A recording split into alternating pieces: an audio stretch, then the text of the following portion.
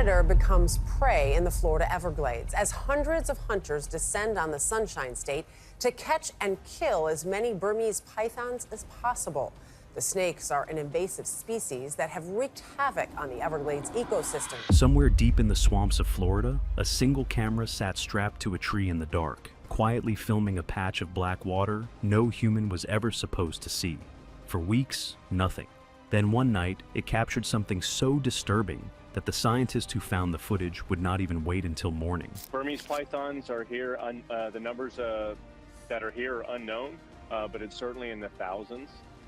They are detrimental to our environment. They feed on a lot of our native species. He pulled his whole team out of bed and made them watch it right then. What that camera saw did not just frighten them. It shattered everything they thought they knew about the most feared predator in Florida's swamps. And it starts now. Paradise becomes graveyard. Before I show you what was on that card, you need to understand how any of this became possible. Because the whole nightmare traces back to a single afternoon more than 30 years ago. On August 24th, 1992, Hurricane Andrew came ashore just south of Miami with sustained winds of 165 miles per hour. It killed 65 people. It left $27 billion in ruins. And somewhere in that wreckage sat a reptile breeding facility packed with Burmese pythons. And when the walls came down, an unknown number of enormous constrictors slid out into the flooded dark and vanished. Nobody went looking for them. Now, here is the part almost nobody talks about. At the very same time, all across South Florida, thousands of ordinary people were quietly making the same terrible mistake. They had bought Burmese pythons as cute little hatchlings, then watched in horror as those hatchlings grew past 12 feet inside a suburban house. And when they could not cope, they drove to the edge of the Everglades and let them go. They thought they were setting an animal free. They were loading a weapon. And the Everglades, understand, was the one place on Earth built to make that weapon unstoppable.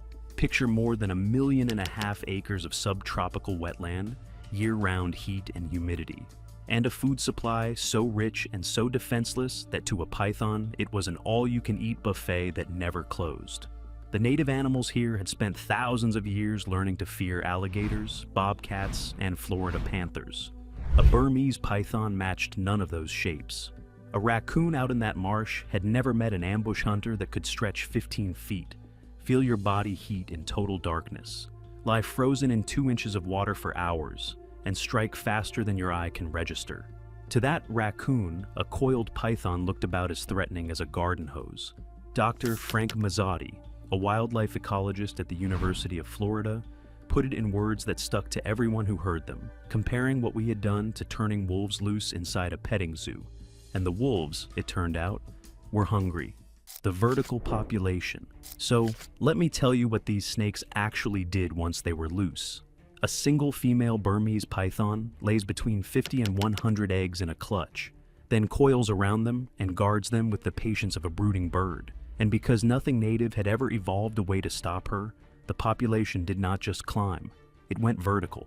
Today, the conservative estimates put around 100,000 Burmese pythons in South Florida. The higher estimates reach 300,000. Stop and picture that number. 1/3 of 1 million apex predators loose in an ecosystem that had 0 of them a generation ago. And Mazzotti measured the damage, and what he found reads less like a wildlife survey and more like a body count. Raccoon sightings, down 99.3%, not 10%, not half. From everywhere you looked to almost nowhere at all. Opossums crashed 98.9%. Bobcats fell 87%. Species after species after species did not shrink, they vanished.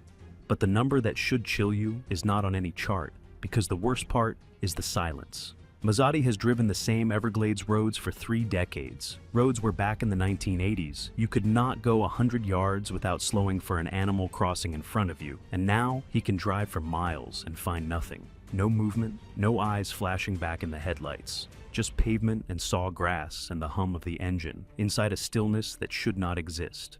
He pulled over one day at a spot where he had once counted 53 separate mammals in a single 2-hour stretch, stepped out, stood there, and listened. Nothing answered. That emptiness is not the end. It is barely the beginning. The fight to save this ecosystem is unfolding right now, night after night, camera after camera, and the people waging it are far from finished. If the fate of a place like the Everglades is something you care about, take a moment to subscribe and follow along, because what came next in this story is something almost no expert saw coming. Hunting ghosts, and here is why that emptiness should scare you, even if you have never set foot in Florida. The Everglades quietly hands flood protection and water filtration to millions of people, and it recharges the drinking water aquifers for one of the fastest growing regions in the country. Ecologists put its value at more than $30 billion a year. The mammals the pythons erased were not decoration on that system. They were holding it up. So Florida fought back with a show. They launched the Florida Python Challenge, invited the public to hunt, and in the 2024 competition, everyone combined removed 195 snakes. Against a population that might be 300,000 strong, that is a fraction of 1%. One breeding aggregation could replace every snake they pulled. It was barely a scratch. So the state hired full-time professional contractors, and one of them, Donna Khalil, became one of the most recognized python hunters alive. Picture the work. You are out in the pitch dark, headlamps sweeping a levee, seeing nothing, nothing, nothing, until something at the edge of your vision refuses to match the plants and resolves into a body as thick as a telephone pole, coiled so still it looks like a root. She calls it hunting ghosts. Since that program launched in 2017, hunters like her have pulled more than 23,000 Burmese pythons out of that landscape. And even so, that number is still probably less than 5% of what is out there. The pipeline refills as fast as they empty it. They threw every technology they had at this thing, and each one failed.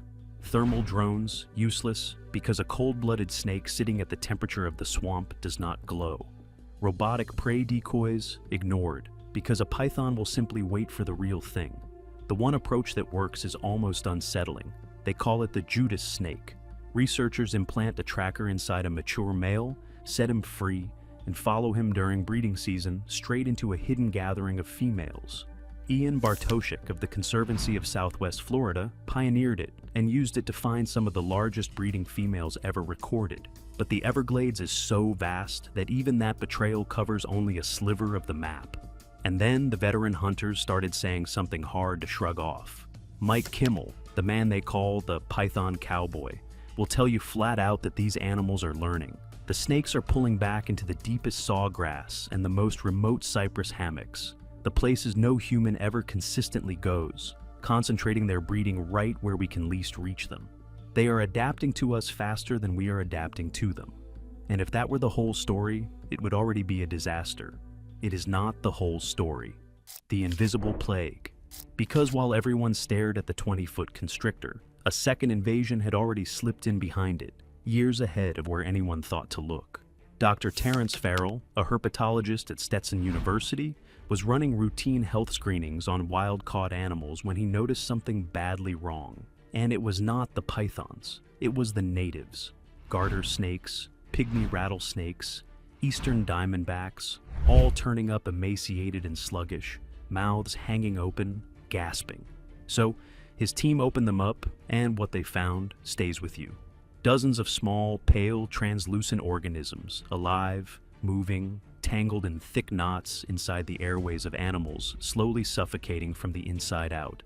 In snakes still breathing on the table, you could watch the parasites easing out of mouths too weak to close. The thing has a name, Raelietiella orientalis, the snake lungworm, and it rode into Florida inside the Burmese pythons.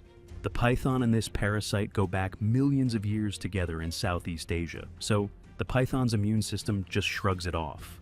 The python is only a carrier, but Florida's native snakes have never met this organism, and their bodies have no defense for it.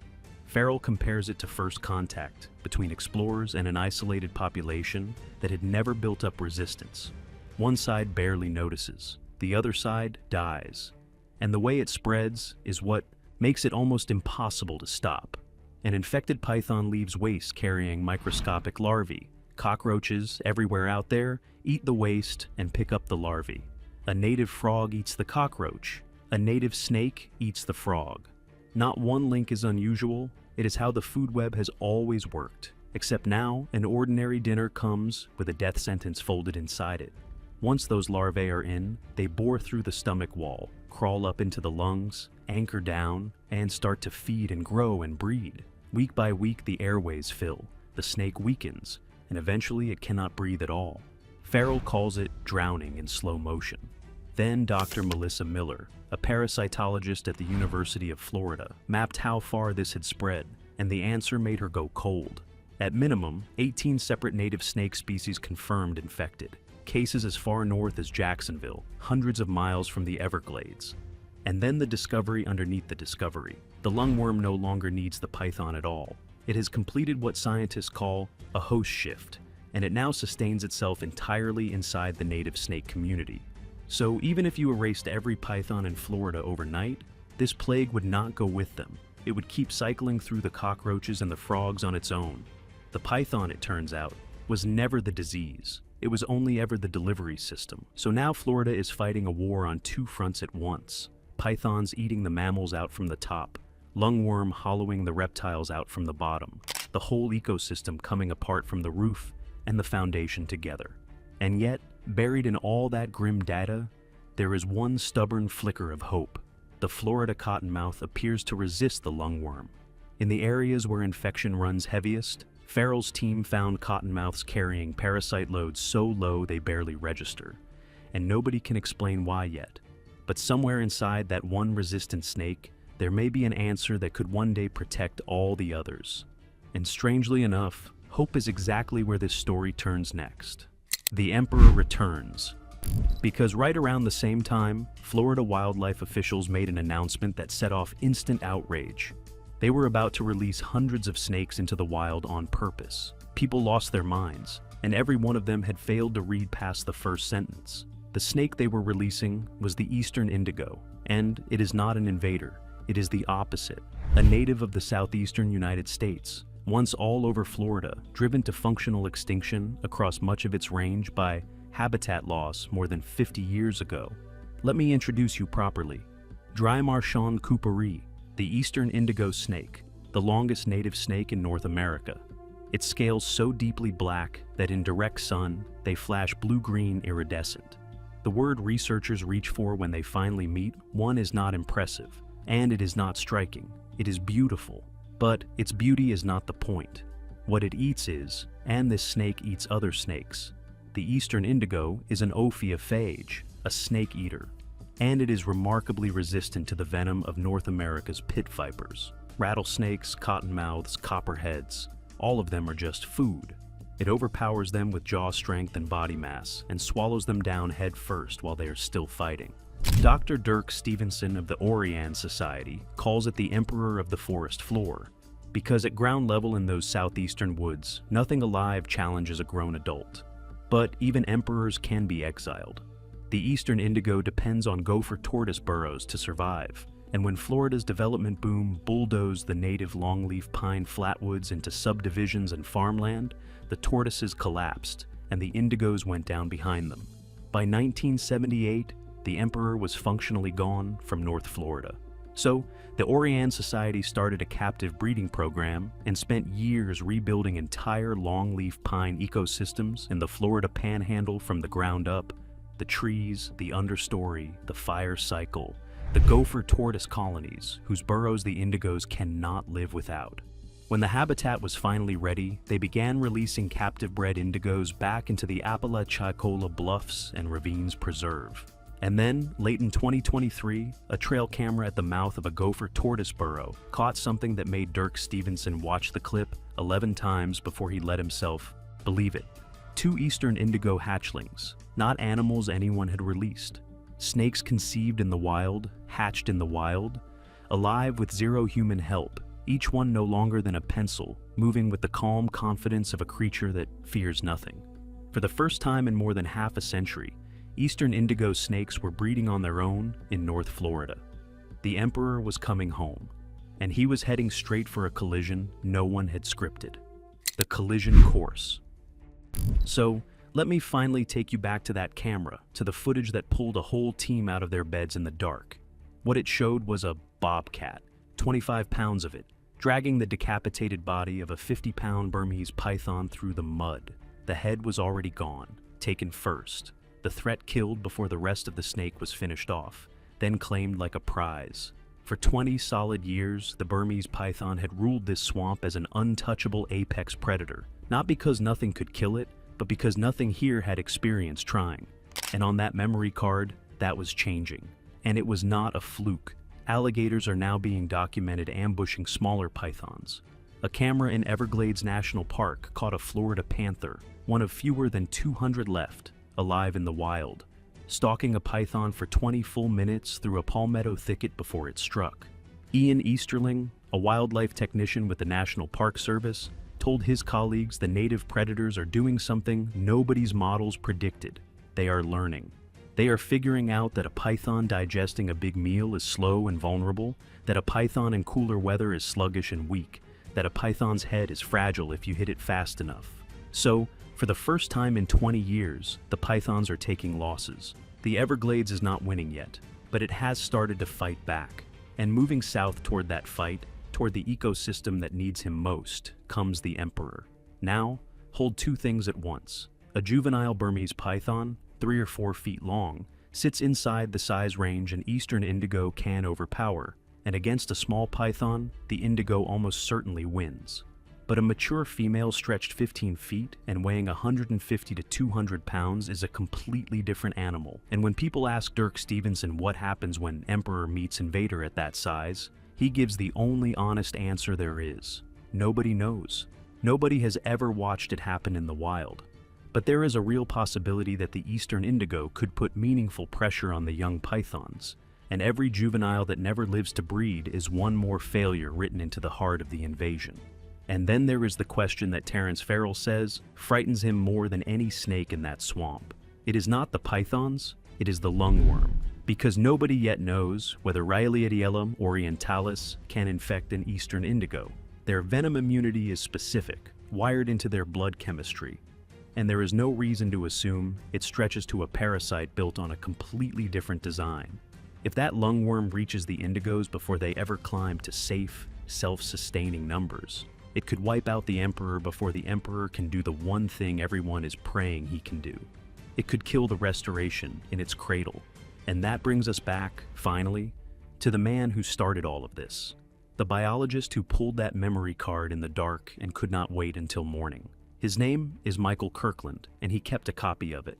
On the heaviest days, he still lets those weeks of footage compress into a single sitting. The empty stretches where nothing crosses the frame, the exact silence Mazzotti described, frozen now into unmoving darkness. What began as a handful of escaped and abandoned pets has become one of the largest invasive predator crises in modern history.